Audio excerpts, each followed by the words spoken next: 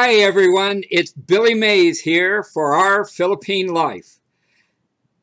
Nah, actually, it's me. Hi everyone, welcome to our Philippine life. This is Todd. Hazel is at work, and Leilani's in school. Asawako thought I was looking a bit like a Lolo and a little too gray in the beard. And so she wanted me to do what apparently other Filipino men routinely do, and that is color their hair.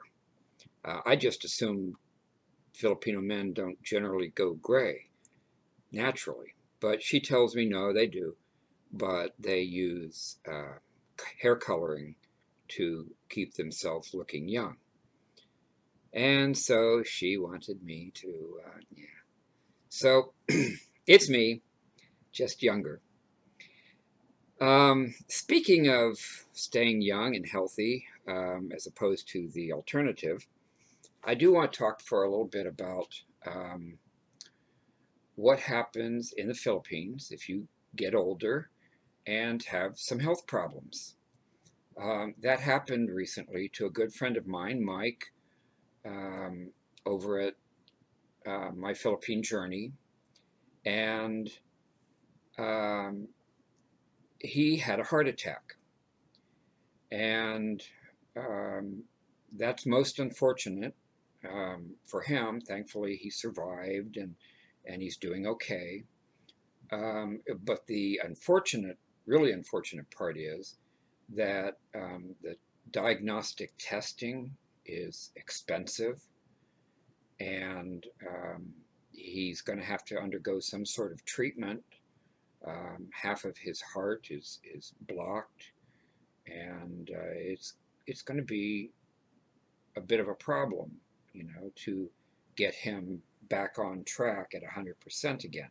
He can do it, of course, but the finances are where the challenge is. Um, Unfortunately, most folks move to the Philippines as expats when they're young and healthy and optimistic, and they're looking forward to, you know, years of retirement by the sea or on a mountainside somewhere, and life is good. And it certainly can be that if you're in good health and your family history suggests you're going to be in good health for many decades to come. A more likely scenario, though, is when you get into your 50s and 60s, you begin to have some health problems. I never had any major health problems apart from surgeries related to my auto accident. But, on November 11th, I went in to the hospital for surgery for an umbilical hernia. Didn't see that one coming, but wham, there it is. And as you get older, life will have some surprises for you. Old age ain't for sissies, as my dad likes to say, and he's still alive at 89 years old. So good for him. But he's had several heart attacks over the years, and I'm actually scheduling now next week to have a cardiac stress test done just to make sure my heart is okay. I think it is, but I do have hypertension. And so I just want to have it checked out while I'm here in the United States. And I have health insurance through Hazel's employer. When you move to the Philippines, in the case of Hazel and my daughter Leilani, they can get health insurance through PhilHealth because Hazel is a Philippine citizen. She's also a U.S. citizen, but more importantly here, she's a Philippine citizen. And my daughter is her dependent, and she can go through a process and become a Philippine citizen rather easily. So they can get PhilHealth insurance, which will cover their health care needs. Even though I am here in the U.S. considered her dependent for IRS tax form purposes, in the Philippines that won't work because once you reach 60 years of age, your spouse can no longer have PhilHealth insurance because I'm not a Philippine citizen. And it would take me at least 5 years of living in the Philippines before I could become a Philippine citizen. So I have to either find my own health insurance and or have a lot of money in the bank. I have done a little bit of research, and thus far I've only found one insurance company that will cover expats in the Philippines, and that's Cigna Health Insurance. There may be others, I don't know, I haven't found them. If you do know of other health insurance companies that will cover an expat living in the Philippines, please let me know. Put your comments down below here, because that would be useful information for me, for Mike, and anyone else. Unfortunately, many of these insurance companies will have caveats if you have a pre-existing condition, such as Mike's heart attack and my hypertension.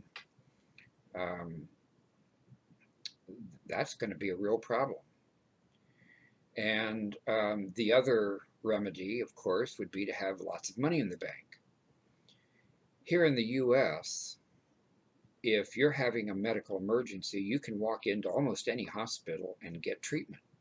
And most places, at least here in Florida anyways, they are legally required by law to render medical aid to you. So if you're having a medical emergency, you can walk to an emergency room and get treatment. In the Philippines, it doesn't work that way. If you're having a medical emergency, they're going to ask you for your health insurance card and or guarantee of payment, either someone who will sign a contractual note guaranteeing payment, or you have to come up with the cash as you walk in the door, or you're carried in on a stretcher. You have to give them the cash. If you are unable to provide proof of payment, they will turn you away and let you die on the street. It has happened. I don't know how often it happens, but I know it happened to a Canadian just a few months ago. They're very strict about that. No pay, no stay. And that's the way it works. On the good side, healthcare in the Philippines is very affordable. So something that might cost many tens or hundreds of thousands of dollars in the US will only cost a few thousand or maybe a few tens of thousands in the Philippines. Even open heart surgery can be had at a fairly reasonable rate, maybe $10,000 or $20,000. Compare that to a hospital stay in the US for open heart surgery. I'm just like, wow, big difference. And if you're in a major hospital like St. Luke's in Manila or St. Luke's, Quezon City, and there are other major hospitals around the Philippines. I know Lipa City has several, and other big cities will have major hospitals as well, very good facilities, capable doctors, up-to-date medical equipment. They can take good care of you, and the price is very reasonable. But you got to be able to pay the price or you don't get in the door. And you know, most people just don't think of that.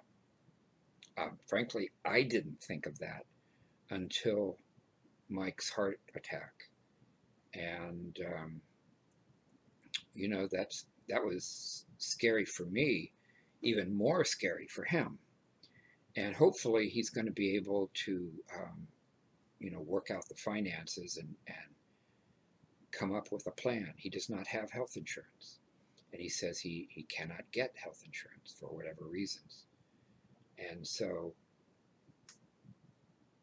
you know, unless you know of a health insurance company that will cover expats even with pre-existing conditions, you know, that's a real problem. The only alternative is to be married to someone who has resources, or you yourself have resources in the bank. So, you know, that's not a cheery thought to think about here at Christmas time, but it's an important thought. And so if you're seriously considering moving to the Philippines, or maybe you've already taken the plunge and you're now living in the Philippines, I would urge you, regardless of what age you are, even if you're in your 30s and 40s, if you're planning on retiring there and living there forever, just remember, the older you get, the more challenging life becomes physically. It's just the way it is. And part of the way it is the reality that you have to have a means to pay for it, whether through insurance or cash, or a rich family member who can pledge for you. You've got to have a plan, preferably before you move. So we're looking into Cigna for me. Hazel and Leilani will use PhilHealth. There's also another big health insurance company if your spouse is working in the Philippines. I don't know that Hazel is going to go back to work, though. I think she's looking forward to retirement along with me. And I'm blanking out on what the other health insurance company's name is. But there's another big health insurance company for employees. So just wanted to give you something to think about. In happier news, we are getting ready for Christmas. I'm going to show a brief video clip here with Hazel and Leilani setting up our Christmas tree yesterday. And so we've got our home decorated and ready. We were anticipating Hazel's sister, Tintin, who is in Italy studying on a grant that she got because she's basically a genius and in the world of chemistry. And she's doing some really amazing things there, and they paid for her to come to Italy and study at a prestigious university because she's just that smart. And we were hoping she would come and visit us here in the United States at Christmas. Unfortunately, the U.S. Embassy in Italy turned her down because she doesn't have relatives in Italy. Well, of course not. She has a contract with the university. She's there on a grant to study. But the U.S. Embassy didn't care, and I think that's part of President Duterte's gripe with the United States is they let Canoes come to the Philippines quick and easy, no problem. No visa required, except after a certain period of time. You can just fly right over there. Whereas Filipinos wanting to come to the United States get raked over the coals, and in her case, she was denied. So we had made some plans for her to travel around Florida and visit my family, and now that will not happen.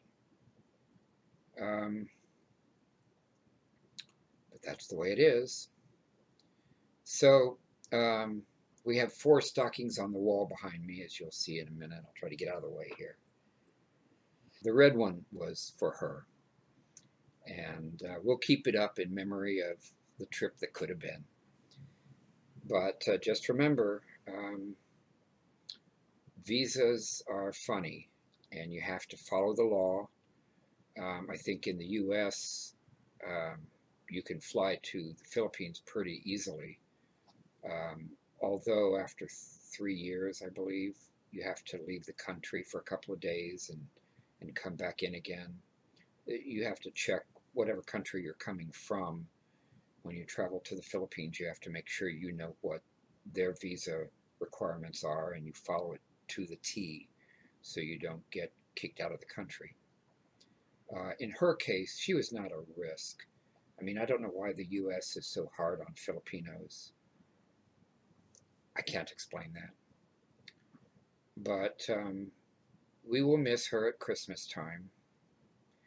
But we're hoping that you and your family have a joyous Christmas, and that you are able to spend it with your family and friends, whether they're here in the United States, somewhere else around the world, or in the beautiful Philippine Islands, which is where we hope to be next Christmas. So from our family to yours, Merry Christmas. Bye-bye.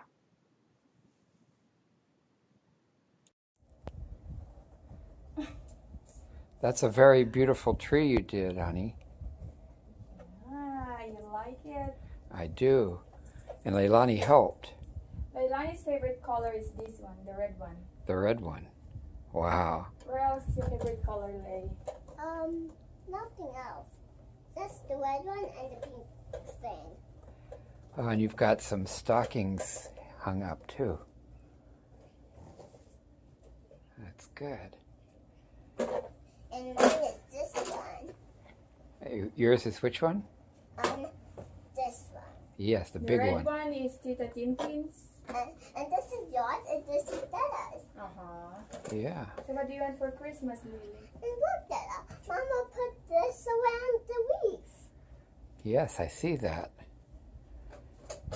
And she has some nice decorations here too. Ooh, and she has some ribbons on the stairs, and she has that ribbon on top there. Yes, very Christmassy. Ooh, and the candles. You and me put the candles over here, and I did the pink one. Very nice. Mama's very good at decorating the house. Hey, don't take a picture of me. Why? Hey, I'm just... You are part of our Philippine life. Take a picture of me. Lei is the one who always likes to have a picture. Well, there's nothing wrong with seeing a picture of you now and then. Very pretty. I like taking a picture of myself. Well, I bet you do. I like being